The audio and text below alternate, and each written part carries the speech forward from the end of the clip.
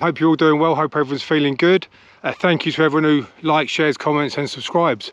I really appreciate that. So Chris Lambrianou called me up and asked if he could come over with a very interesting man called Steve Walker. Now both Chris and Steve, both ex-criminals, both been to prison, both heavily involved in crime. Steve was involved heavily with drugs, violence and that sort of stuff. They've both come out of prison and they joined up with a rehabilitation program called the Lay Community. And I'm going to intersperse the video with clips of them both years and years ago in the Lay Community, which is from Chris's DVD, which I'll also put a picture of. So yeah, I hope you enjoy it. It's a really good interview and it shows the sort of work that they were doing and the work that they want to continue to helping people with. So yeah, hope you enjoy it. All the best. I need to read a passage from... Yes, I do, yes. Now, sadly this man is no longer with us, but his words are. A word on the author. I thought I'd seen everything until my close friend Chris Lambrianou said to me one day, "Tell, I want to take you somewhere." After a short drive through leafy Oxford, we arrived at the Lay Community, a rehabilitation centre. I had never seen one before, but I always imagined they'd be like prisons, dirty and smelly, with the odd nutter talking to himself in the corner.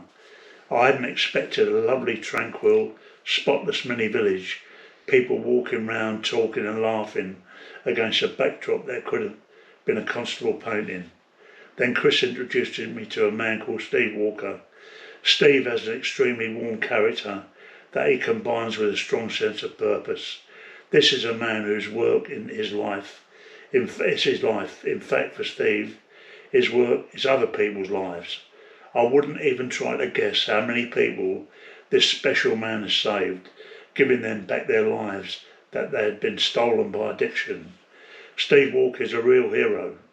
He's humane, kind, and he shows real affection to those who may never have experienced it before. The world needs men like Steve. He opened my eyes to many things, and I cherish many lessons I've learned from him. And remember, when I went there, I thought I'd seen everything. With huge affection to Steve and Chris, and each and every warrior at the Lay Community. Tel Curry, author and boxing promoter. That's lovely.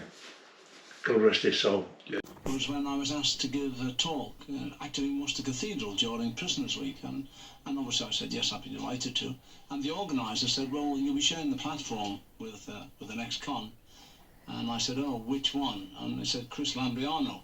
And my immediate reaction, quite honestly, was, I'm not sharing no platform with that bastard, you know?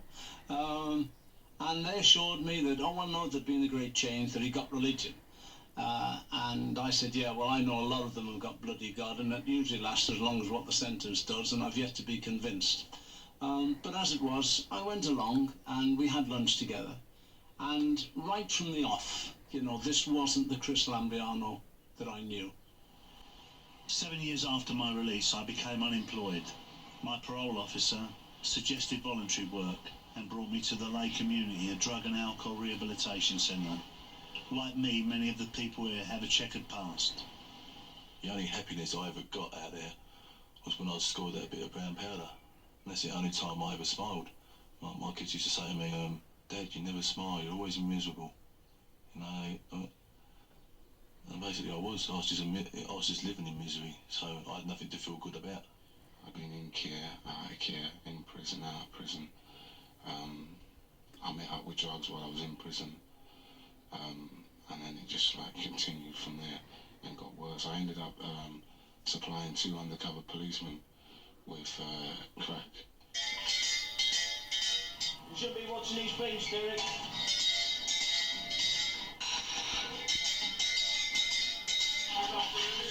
When I first came here, I thought, what do I want with a bunch of junkies?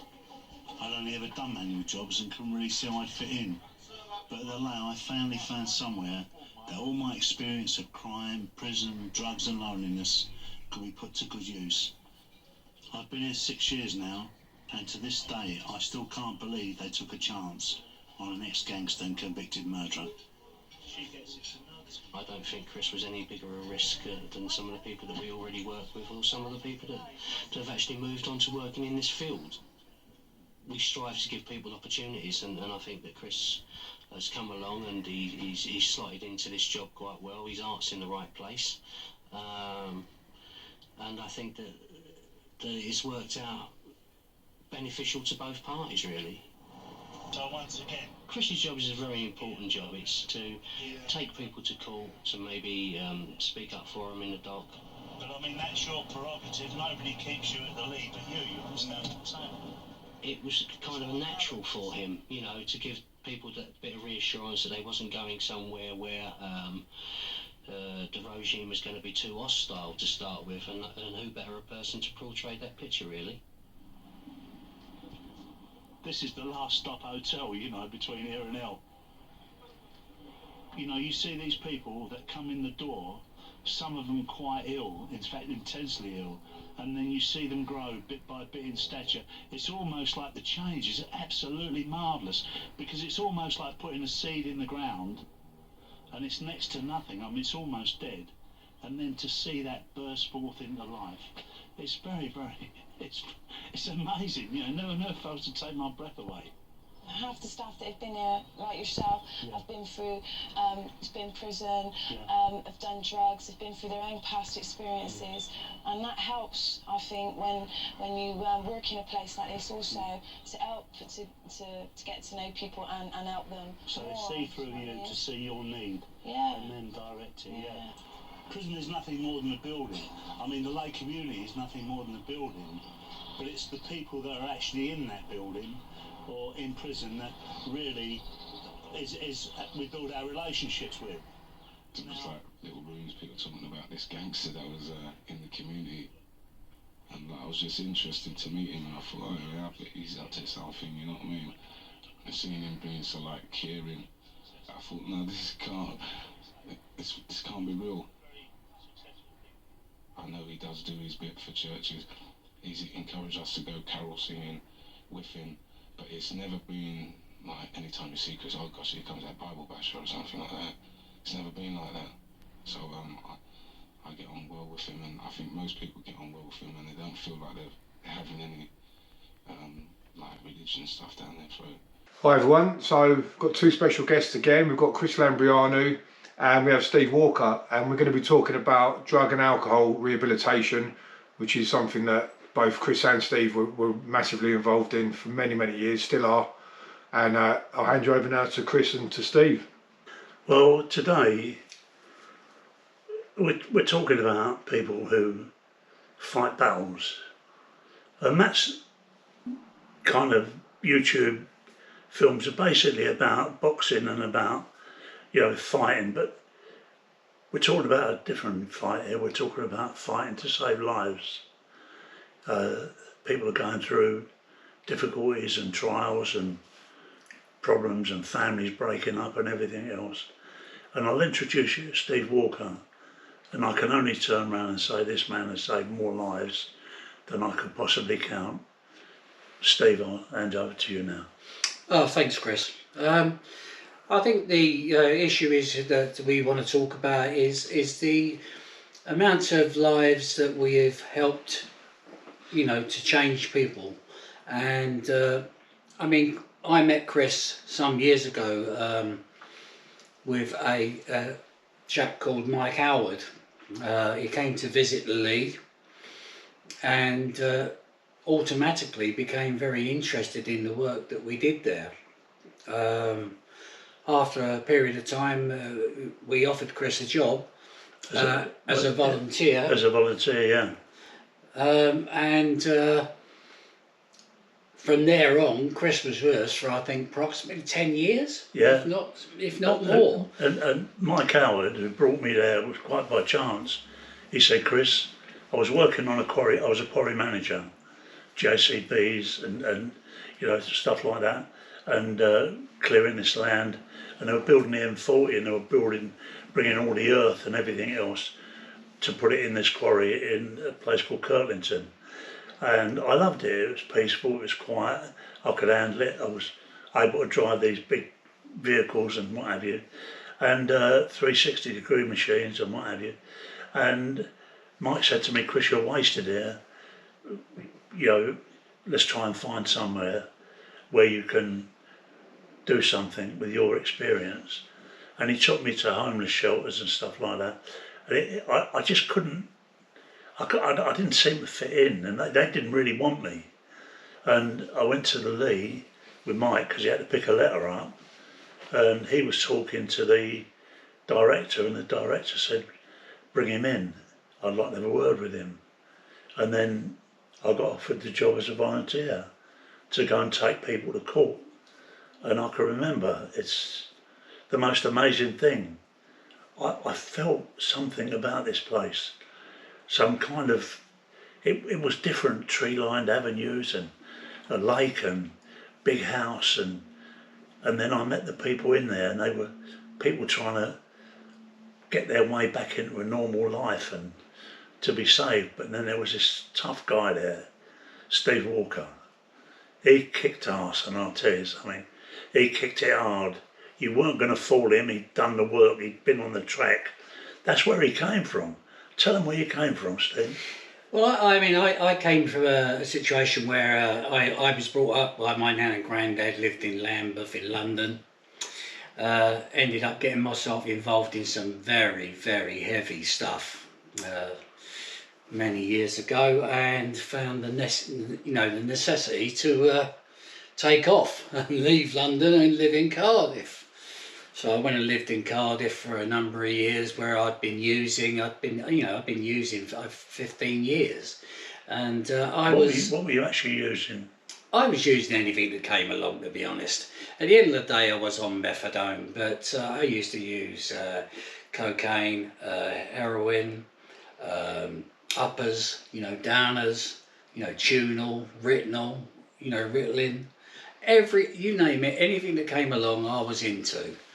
It just happened to be, it was strange because it was like I was looking for somewhere to belong, and I actually felt that I fitted into this crowd of people.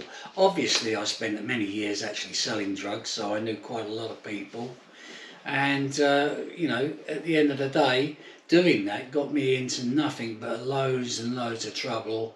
And I ended up where a guy that I was working with, selling drugs and stuff like that, ended up killing one of the partners. There was 4 of us, and driving around with him in the boot of a car, where he'd killed him with a dog choker lead. And I thought, hold up a minute, it's time to get out of here.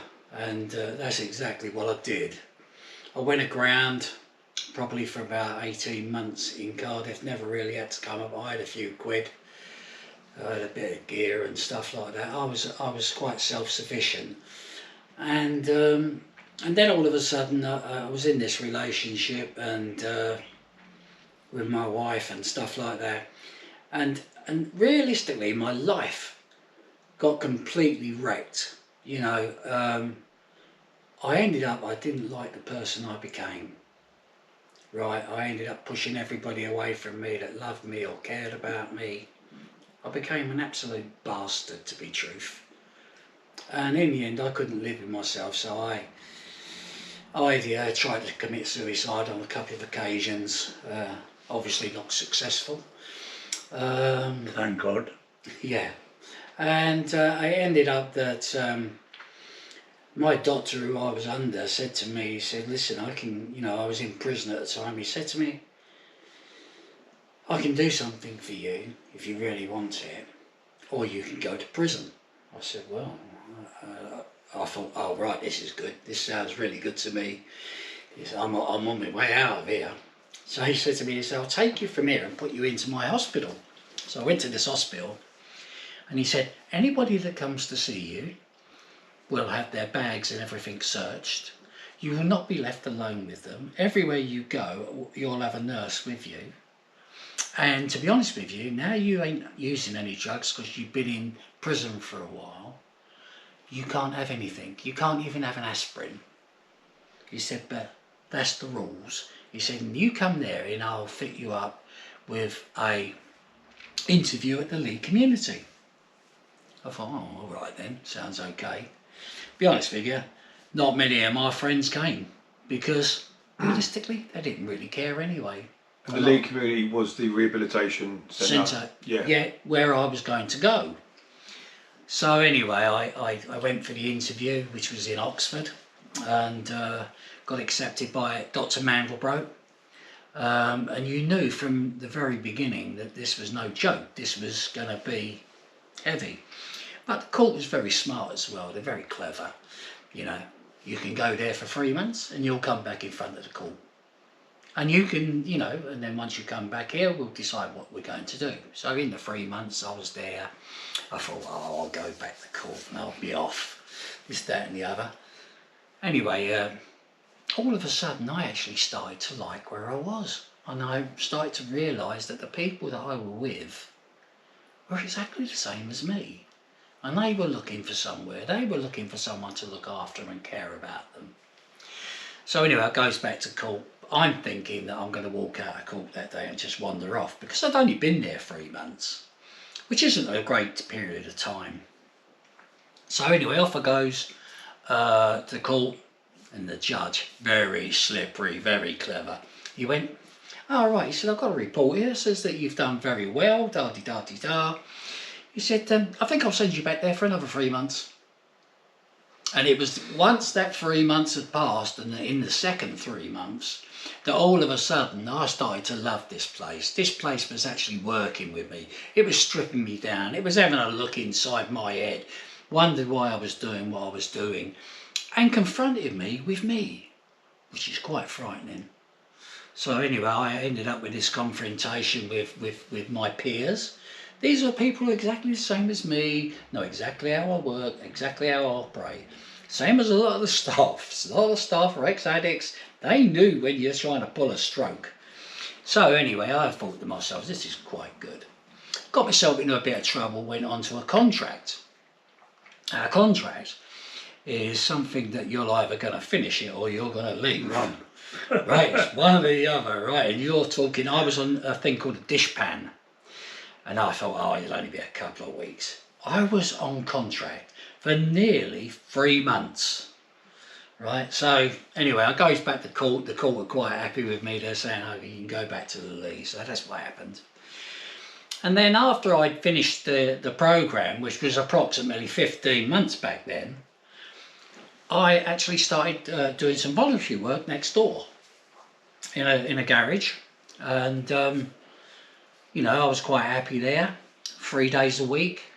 And then eventually I got a full-time job there, and I moved into another phase in the programme. At that particular time there were 3 phases.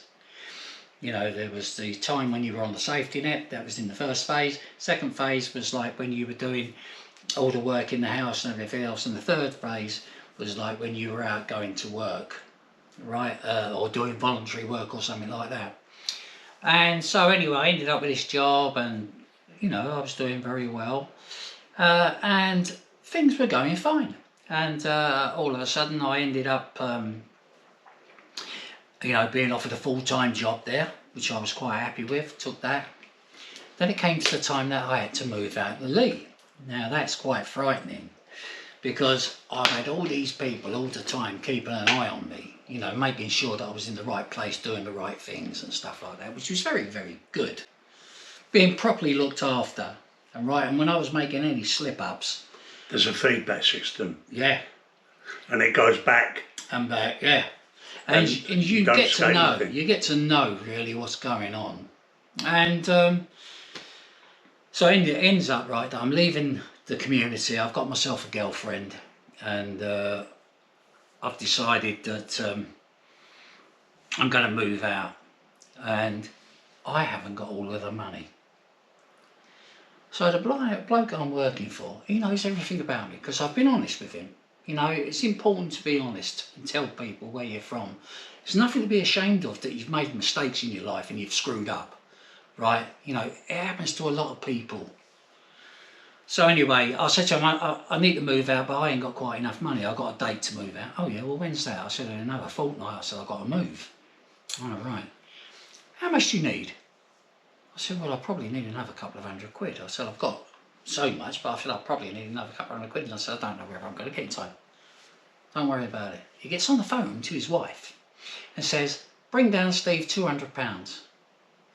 this is unbelievable from where I've come from. This guy, right, who I'm working for, trusts me that much, right? Not only that, he gives me the keys to open up the garage in the daytime, in the morning, because I live right next door. And he's got thousands of pounds in there. He's got E-Type Jag, he's got everything. And there I am, opening up this garage. And I'm sort of like pinching my arse. I'm thinking, why is this guy doing all this for me? From where I've come from and how I've been. And that honesty really paid off. So anyway, I carried on. I worked there for, I think, 2 years or something. Then I moved on to doing something else. Then a job came up at Lee. I applied for it. And I didn't get it. I was so disappointed. But I'd already been out at the Lee a couple of years, but they wouldn't employ anybody because they think that basically what you're doing is you're putting yourself back in treatment, you know, to keep yourself straight. So I didn't get it. And another job come up, and Paul Toon said to me, he said, "There's another job coming up, Steve." I said, "Oh yeah." And I was helping to run the youth club and stuff like that. And I said, "Okay, I'll apply, see what happens." I got it. And then back in those days, you did a bit of work at the hospital, at the mental health hospital, right, in Littlemore. And you know, occasionally you might have to go down there and do a day or two, right, working on the wards. And when you're thinking about it, you think, my God, you know, I've been here. Do I walk around like that? Because they all walk around with their hands behind their backs like this. They're all like consultants, aren't they? You know, if you've seen the consultants, they wander around, they've got their hands behind their back, looking at the floor. And all the patients are mimicking that, and I'm thinking, oh, this is strange. But anyway, that was just part and parcel of what happened then. So I was doing a little bit of work there, and I was on a probationary period as a junior group worker. That went on till I became a senior group worker, and then I went on again to become a what was it at that time? The assistant director. And so basically I've worked all my way up over a number of years. I worked at the Lee for over 32 years, so I spent a lot of time with these people, and I loved it. But it did interfere with your life, the same as it interfered with Chris's. You know, it's like it draws you in so badly, you know, but you neglect your own family, like Chris. My wife turned around and said, "Steve, I'll tell you," what did she say, Steve? Well, she said, you know, I'd be better off if I had a needle hanging out of my arm. You'd have I'd get to see more of you. And it's very much like that, because it's just unbelievably a pull in, you know, because these people, they've come from somewhere. There's no such thing as right that they're all bad, because when they were born, they wasn't bad. No. You know, it's something that's happened as their life goes They're on. normal humans who've fallen down. You understand? And Steve and myself and all the staff at the Lee were like reaching down and trying to pull them up.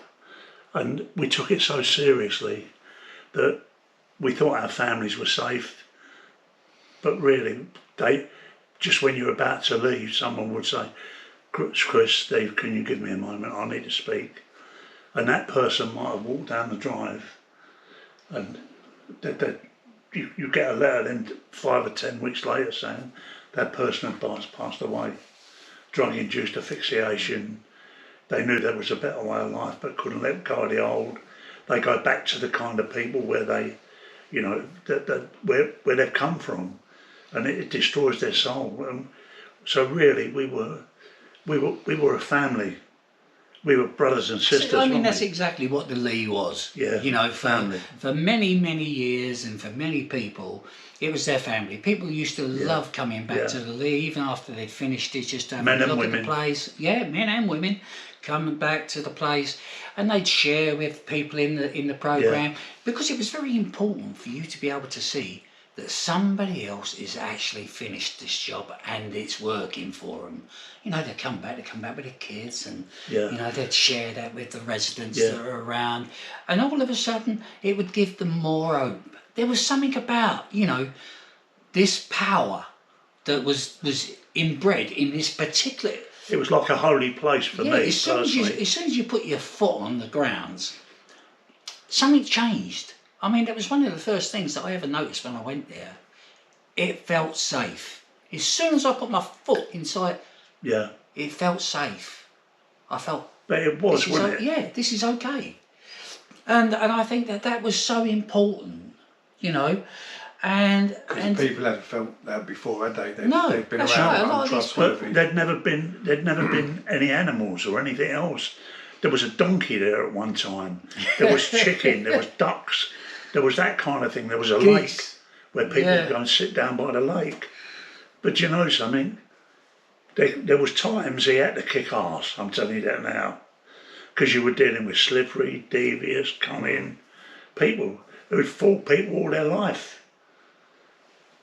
So he wasn't going to take no nonsense. He knew well, I think every that trick in the book. that's right. I mean, the thing is once you've been there, done it, and you know the rules, you know the running of the situation. I mean, to be able to look at someone and look in their eyes and be able to sort of recognise the next stroke they're going to pull is an art, right? But sometimes it's not an art that you actually need in the real world, because you find when you're going out socialising, you're sitting down and you're talking to someone and you go, you know, and you're picking up vibes and stuff like that because you're so used to, you know, spending time with people that you know it's easy to read, and this, you know, body language, everything you learn is amazing. But the honesty at the Lee as well. You understand? Yeah, I mean, yeah. that for me was touch. I mean, when that guy, we had the log, which was like that, a proper tree log where people stood on it. And this guy said... Nicely varnished too. Yeah, nicely varnished. And he turned around and he said, I want to apologise to this guy. He said, Robert, I should have been looking after you. But I was so full of my own shit that I got right away from what was important. Making sure you were safe. Making sure it was another guy. That's what they felt for each other. They cared about people. They learned to care about people again. Me. I want. Life isn't a bloody supermarket. What it is, it's about sharing. Together we can do stuff. Separate, it's a battle. You understand? Together we can run. I'll read this story about a minister went out to Africa and he gave this little boy, he said, I've got this fruit here, he said, and all these little African kids, and he said, look, he said, whoever runs this race, and I'll put the basket up on by that tree, whoever reaches it first has got it. All these kids held hands and run it together. You understand? That's what we should do in life. Hold hands and run together. And we share the basket, you understand what I mean? It's not about, I want it, I've got to have that, I've got to have an iPhone 14, I've got to have that woman, got to have that house, got to have that car. Oh, why is he bigger than me? Why is he smaller than... It's all... Get it to your head, get real. Right, those comparisons didn't go on there, you know, because their comparisons, in actual fact, was about where they'd been, what they'd been up to, what they'd done, how they'd hurt other people, coming to terms with the fact that the people that they actually were. Yeah, this was about the Onion. Do you think the lay community is different to other rehabilitation centres? It would have been, you know, before it folded itself up, it was the hardest rehab, I would say, in Britain. Right, it had without a doubt. It had a really strong reputation for working hard. It's okay. Yeah. You know, for working hard on people. A lot of the funders knew that if they were sending people to the Lee, they were sending them to a place where they were not going to get away with nothing. We're talking about hardcore. We're talking about the people at the bottom of the dregs. Yeah, like nobody I wanted was. them. Nobody wants them. Nobody wants anything From to do with them. Glasgow, Nottingham, Birmingham, Yeah. Devon, you name it. Italy. Yeah, Italy. Yeah. Also, you had some proper dangerous people. Scotland. Yeah. Had dangerous people, you know, some very nasty people. Every colour. Yeah. Didn't know, matter. There was no Black Lives Matter there. All lives mattered. That's right. You know, it was a genuine place. You know, and you know, I got to hold my hat off to Dr. Mandelbrot and you know, for him, creating this situation with Peter O'Gornick. And they went to America, didn't they? Yeah, That's where went they to got it. America.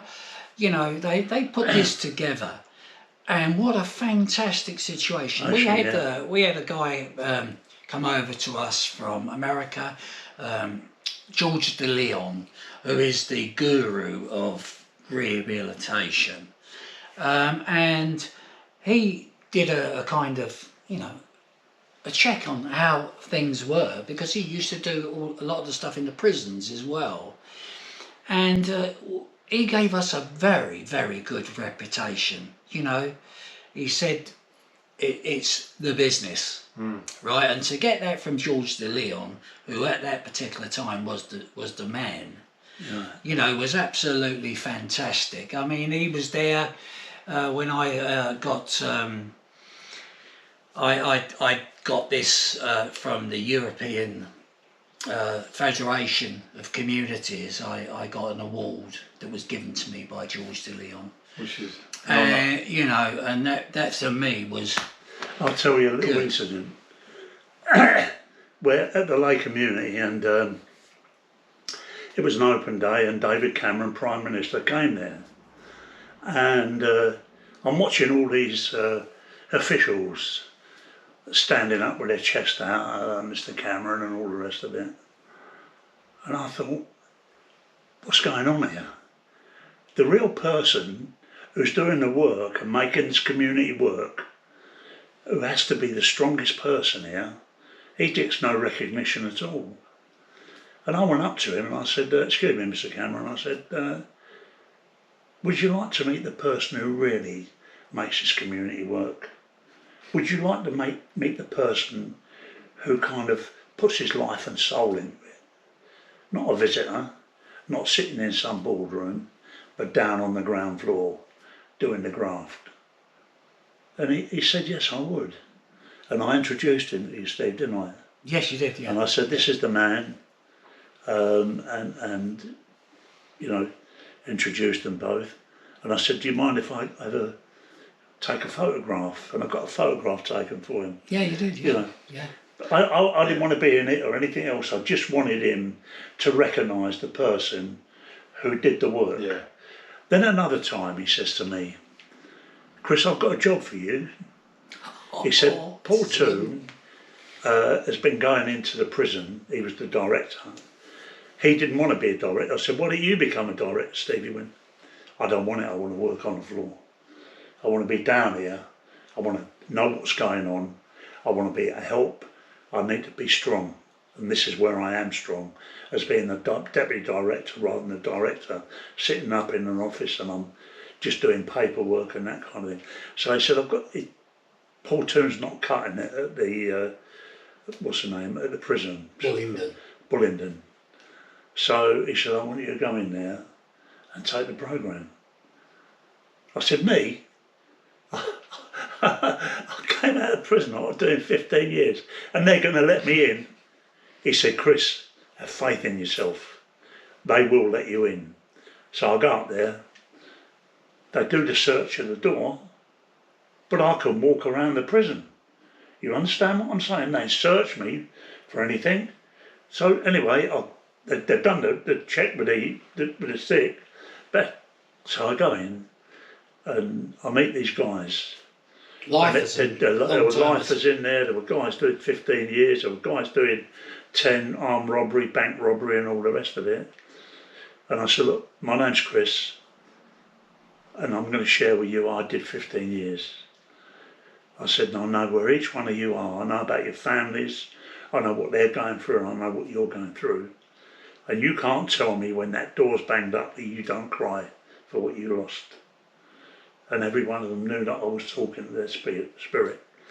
Anyway, we had some fantastic sessions and it's coming up to Christmas. So Steve said to me, you've got to go in and do the programme about 2 or 3 days before Christmas. I said, Steve, I ain't doing it. He said, you've got to go. I said, Steve, I'm not going. I'm not going because I've been where them men are and I know it's what each one of them are going through. And I'm going to walk in and I'm going to walk out. No, I don't want to do it because you know, I might knock everything we've done good there, might knock it out the window. He said, Chris, you've got to go in. I said, no, I'm not going in. And a probation girl called Claire Dilly came up to me and she said, Chris, Stevie's right. You've got to go in. You've been where they are, you understand them. And you think by staying out, you're helping them. Go in. And I went in and wished them all Merry Christmas. We had our session. I said, look, I'm going to tell you the truth. I didn't want to be here today. I had a difference with my boss that he said I had to go in. And I said, no, I'm not going in because I know what each one of you are going through. And I don't want to see the sadness in your face. And I'm going to walk out of there with a heavy heart. And they turned around and said, Chris, the best thing you could have done today was come in and be here with us. And we really appreciate it because it was against your principles to do that. Steve Walker was right, and so was the lady who called you to do it.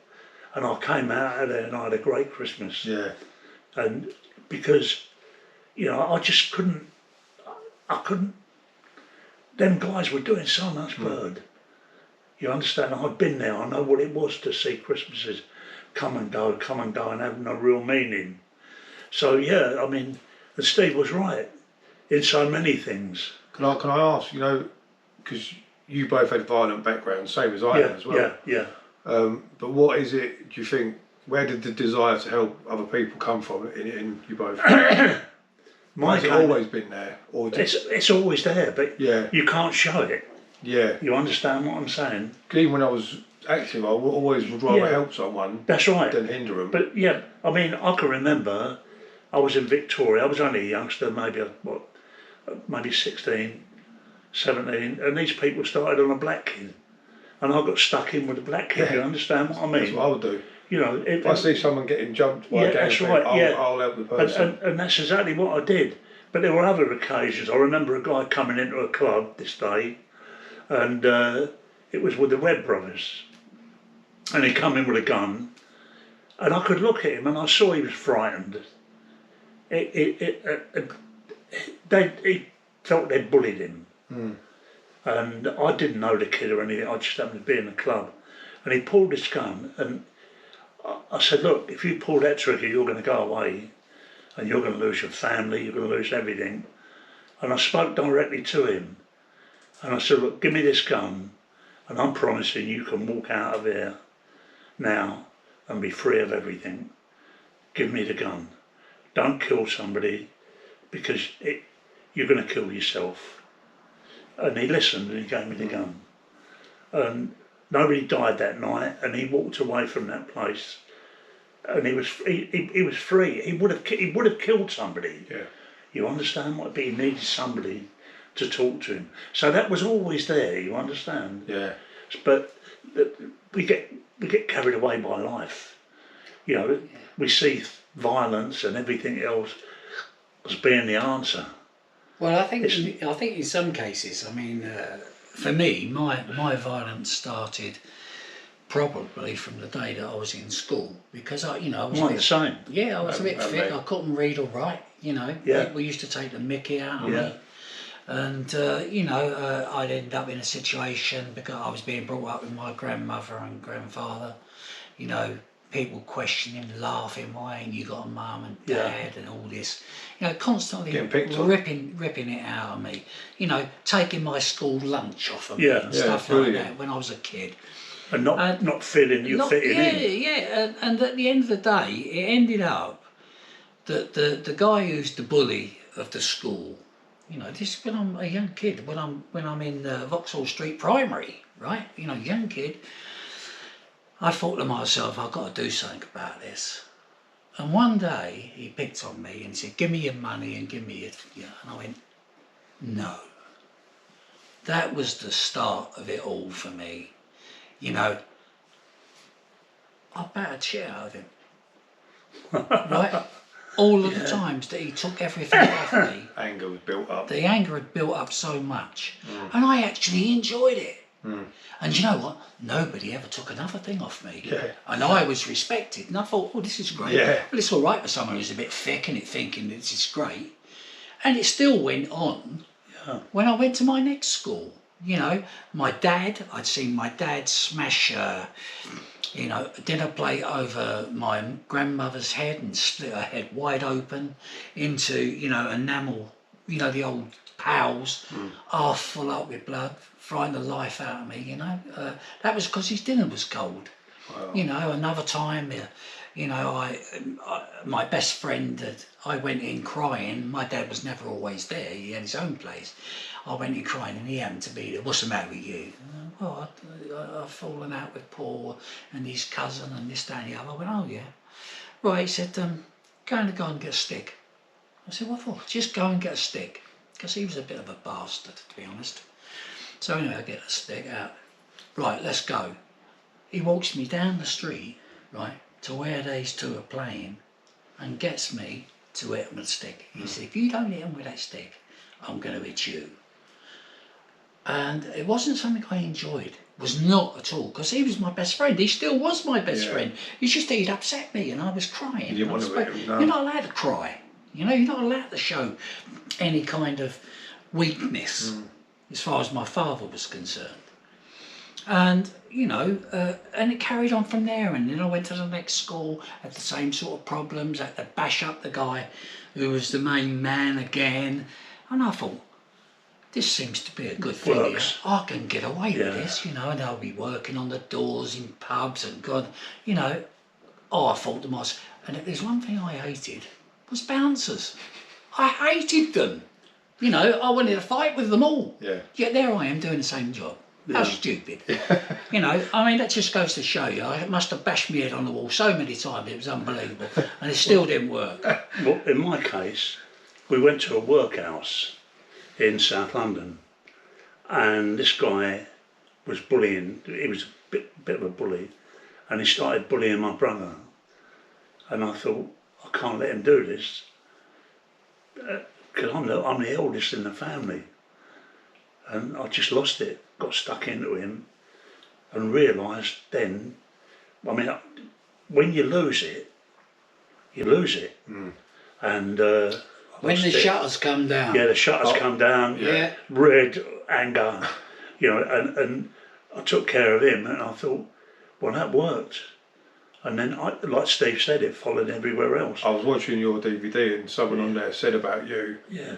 And he said, when Chris explodes, it's a and that's what it was. I worked on the doors of the clip joints in the West End, and I tell you what, them guys would come in and they'd spend a fortune on their beer, expecting to meet a girl down the road, and the girl never turned up, and they'd come back and they'd had a few drinks and they wanted, you had to sort things out. You understand? It was what went on. But at the end of the day, you get to the stage where you think, I've thrown my life away. I could have done it so much different. And like going to the Lee, when I came out, I needed rehabilitation as well to come back into the world. And the Lee took me back, and you learn about compassion, you learn about peace, you learn about strength, you learn about love. And love isn't looking into each other's eyes, it's looking in the same direction. And that's what we did at the Lee. We were a family, you understand? And Steve, so many times there were different things, like Bullingdon Prison, going in and out. And there was the case of my job at going to court, the Old Bailey. I went there and I couldn't find a place to park because central London is so difficult. And I went to the probation service and they said to me, look, we can help you here. And so what they did, they gave me this thing. And there you go. Old Bailey, Central Criminal Court. That was my parking pass. Where they took me down and put me in a van for 15 years, I now got my own parking space there. Now tell me, that cannot happen. Yeah. But- How ironic. Yeah. And then I get up in front of a judge in the Old Bailey, and I've got a resident there, and as Steve mentioned earlier, I said, look, this person has done the condition of residence, which was, like Steve said, a month, 2 months, 3 months, and they've behaved themselves, they've applied the condition of residence and done extremely well, and we think we can help them. And I'd like to take this person back to the lay, where I can assure you every help they could possibly need will be there. And they'd go and deliberate, and they'd come back and they'd say, thank you, Miss Lombriano, for bringing up the details about the person and how well they're doing. And we agree with you that the Leigh community is a tremendous option, and you can take this person back there, and they reside there under the rules and regulations of the Leigh community, which was going to be anything from a year to 2 years. But it wasn't prison, it was freedom. It was a development to grow again.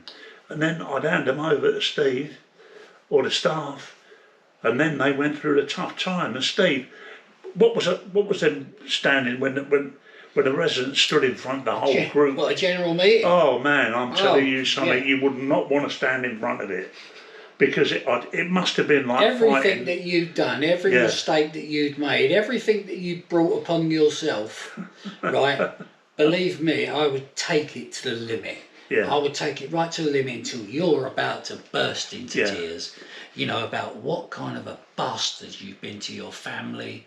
You know, you tell me that you're a good father, but how comes, right, that drugs became before a pair of shoes?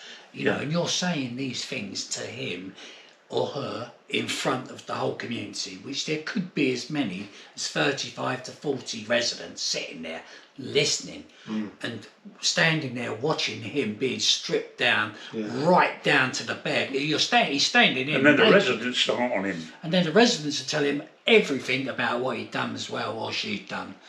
And So by that's the part of Christ, the programme. That's part of the programme. that's part of the programme. Tough love. Yeah, tough love. If you break the love. rules and you cross that line, He was the epiphany of tough love. I'm telling you something, these people get OBEs, they get this kind of thing.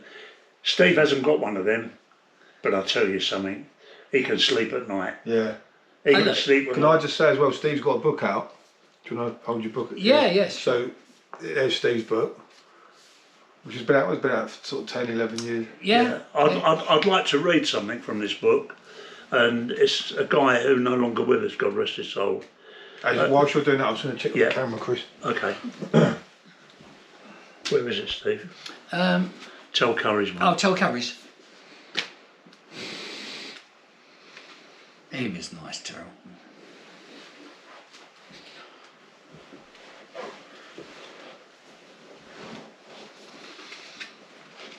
Yeah, we've got a good picture of me, you and Tel at the funeral, Roy Shaw's funeral. Yeah. Now, I could have brought loads of photographs today about the Leigh community with residents and everything else. I was going to say as well. I can't do it because of the what's the name, Steve? You the can't photo- because of the authors and that's stuff right, that you're yeah, tied yeah. to it. Yeah. Oh, right. Just what's happened to the Leigh community now? Well, the Leigh community closed.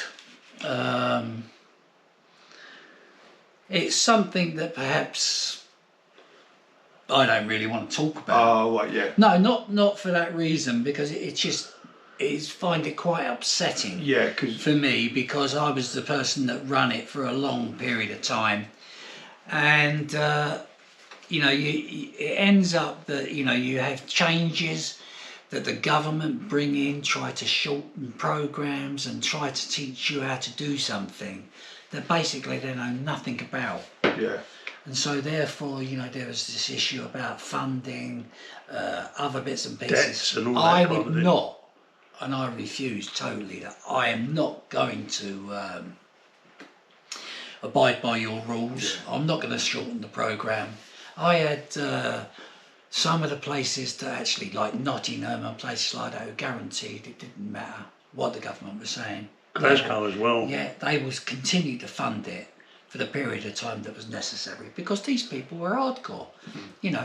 If they wasn't there, they'd be out robbing somebody. Yeah. They'd be out doing something else. You know, they'd be in a situation where they'd be making life very dangerous for other people, you know, because some of these people will do anything for drugs, you know, or money or whatever.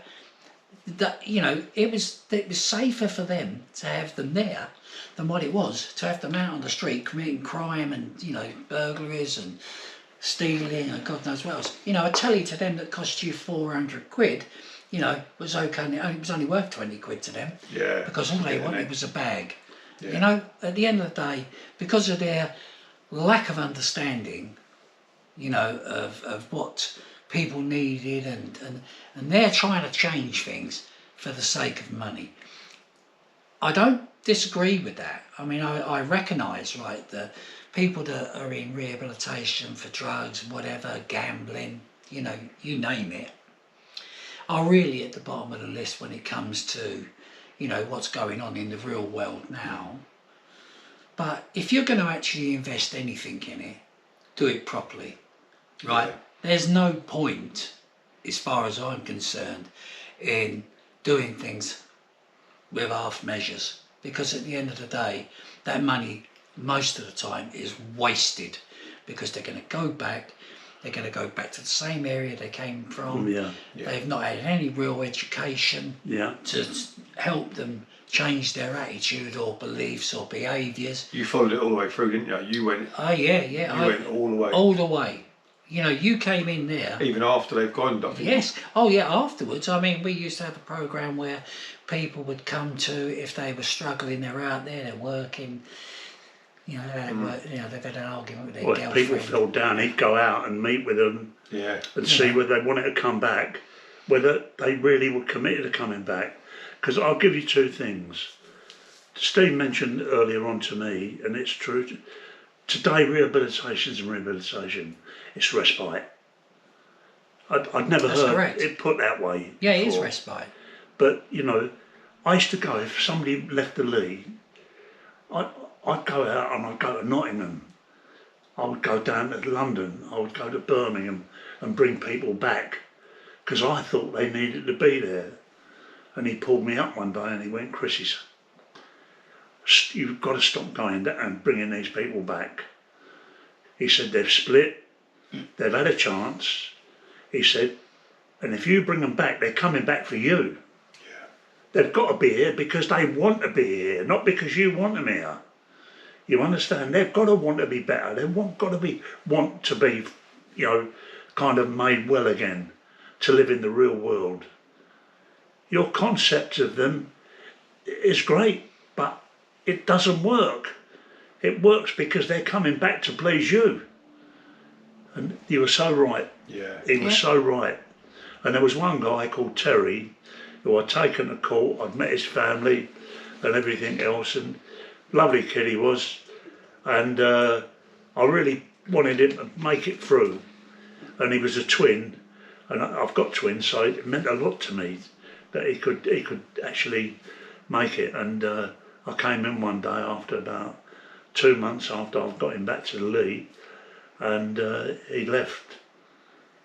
And I was a bit choked, but I thought, well, I've made mistakes in my life, and he's made one here by leaving the league, but he'll come back at some stage. And about maybe 6 months later, I got a letter, and it went to Mike Howard, and it said, "We're sorry to inform you that Terry died of a drug-induced asphyxiation.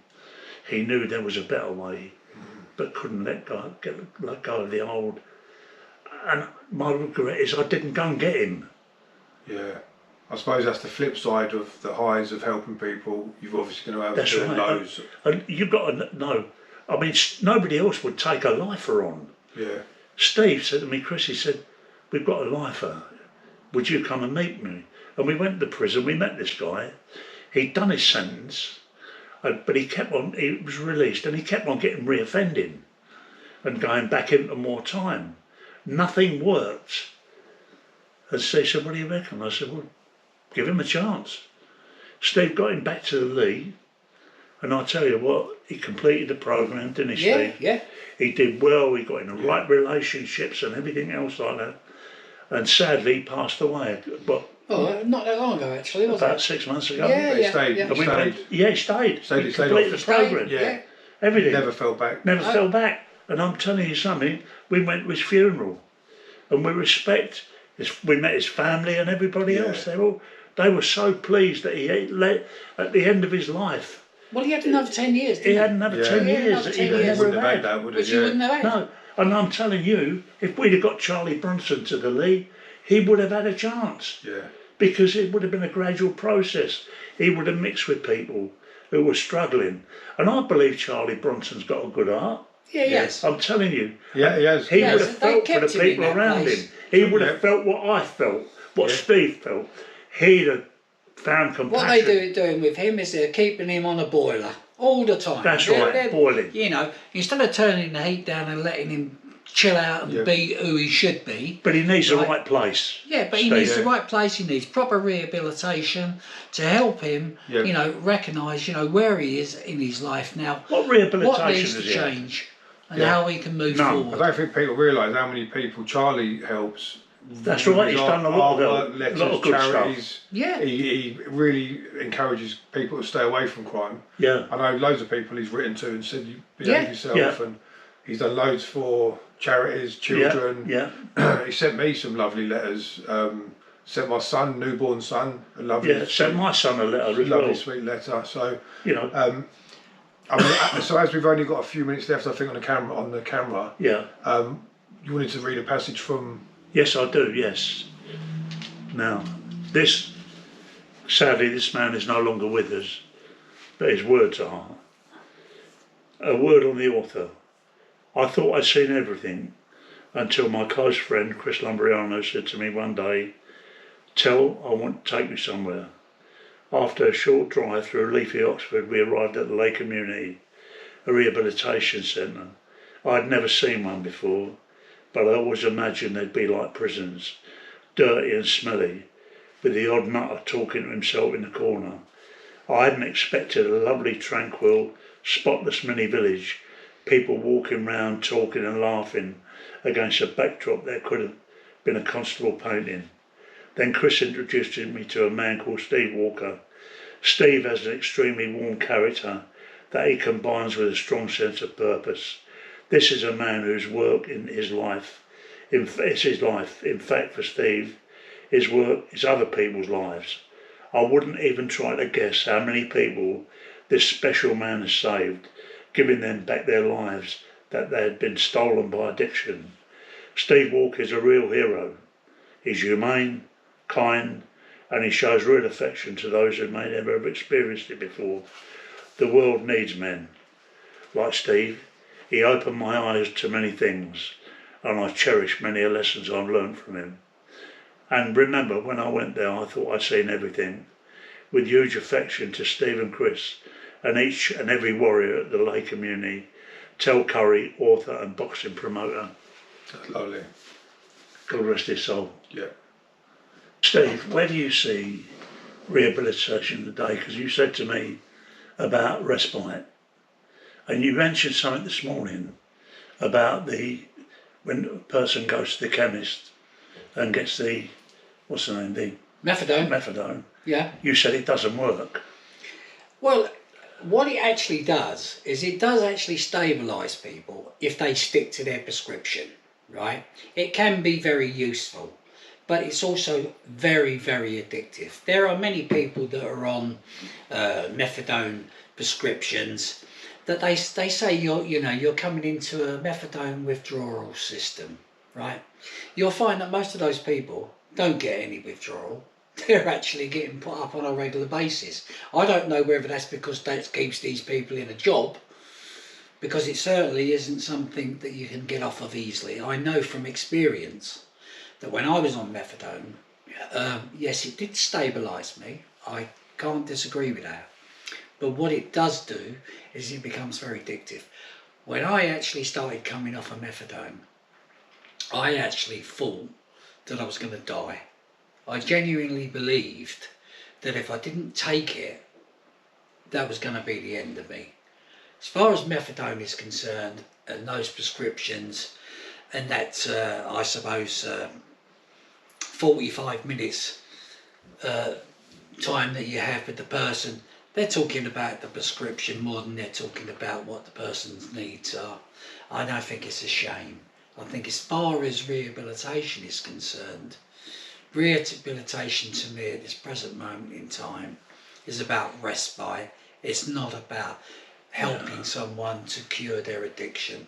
I can actually put my hand on my heart and say that the longer the program has been, I've seen untold people outside after finishing a program running other kinds of programs, which is very good for other addicts or people in need. I can put my hand on maybe 5 or 6 places at this present moment in Oxfordshire where it has ex-residents from the Lee who actually run them, and I think they are a blessing in disguise. I agree, I totally agree. You know, and it's a shame that the government don't recognise that the amount of money that they're putting into rehabilitation is being wasted. Yeah.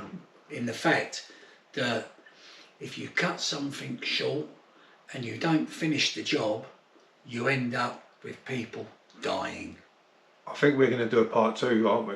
We're going to Yes. get together Yeah, for a part 2 and go into that. I mean, I want to bring in Amy Winehouse. Yeah, I think what we'll do, we're going to do another day Yeah. and we'll do a part 2 of this. So, Let's see the response we get from this. yeah. You understand? And Thank you for coming questions up. And would be very if important. anyone has any questions for the part 2 for Chris or Steve, leave your questions in the comment section and we'll have a part 2 coming up. But thank you all for watching and thank you for thank you coming. very much. Thank you, Steve. Thank been you, a pleasure. Chris. Yeah, Been a It's been a pleasure. pleasure, yeah. Lovely Thank to you. share. Thank you very much. Thank you, everyone.